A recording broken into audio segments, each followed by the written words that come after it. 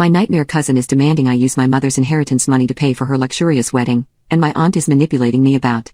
My mother passed away a few years ago.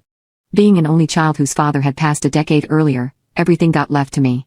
This should surprise nobody, but it surprised my nightmare Aunt Ellen and her hellspawn cousin Courtney. In fact, they thought it was horrifically unfair. My mother was mentally ill, untreated and abusive. I was frequently in low contact with her over the course of my adult life, and she often tried to make me feel bad about this by fawning over cousin Courtney. Before she passed, she'd often take cousin Courtney on trips with her. However, once she passed, Aunt Ellen got it in her head that cousin Courtney should get a share of the estate so she could keep taking trips on my mother's money.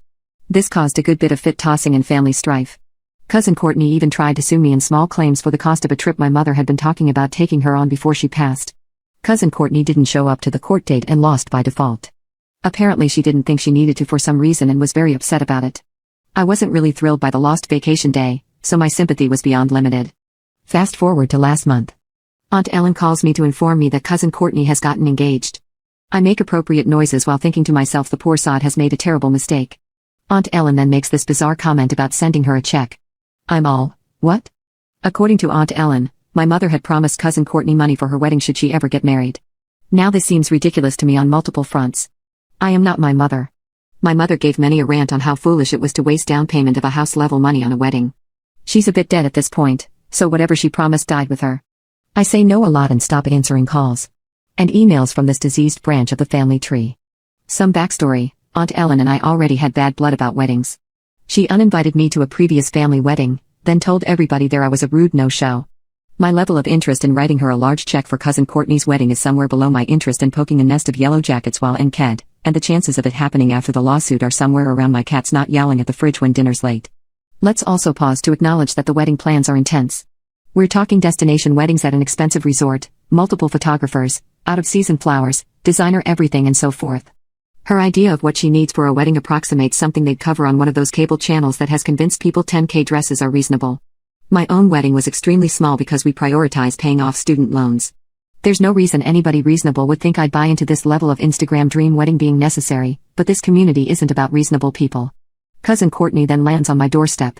I foolishly let her in and hear her out.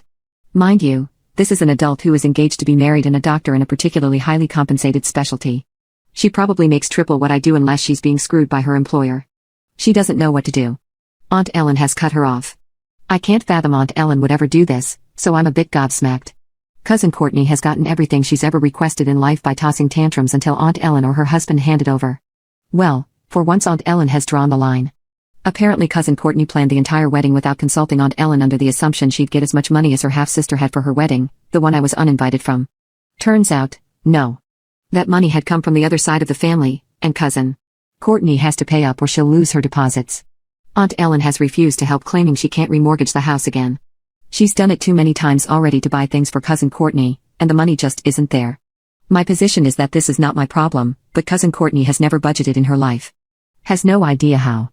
Aunt Ellen is still kicking in money to her rent monthly so she can live in a safe building with a doorman. So I make a terrible mistake. See, I advise college students professionally. One of the modules I have is on financial planning. So I whip that baby out and sit down with cousin Courtney to talk about how to set up a budget and save for her dream wedding. There's no way she and hubby-to-be can't do this with their combined incomes if they buckle down and plan for it. This is where things get really nuts.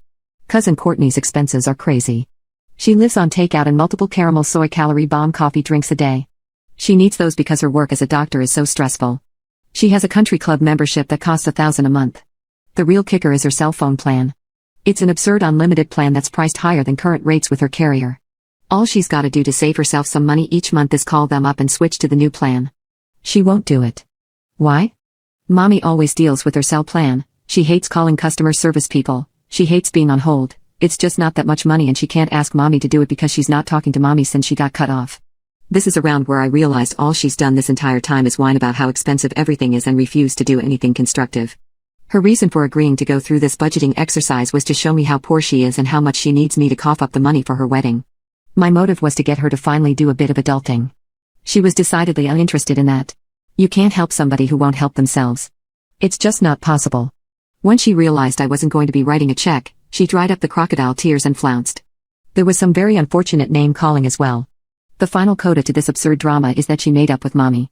No, Mommy didn't switch her to a cheaper cell phone plan and get her sorted out with a budget. Aunt Ellen called using an unfamiliar number to tell me how mean I was to her precious spoiled brat, and that my mother would have wanted her to have a perfect wedding. I hung up and blocked her mid-rant.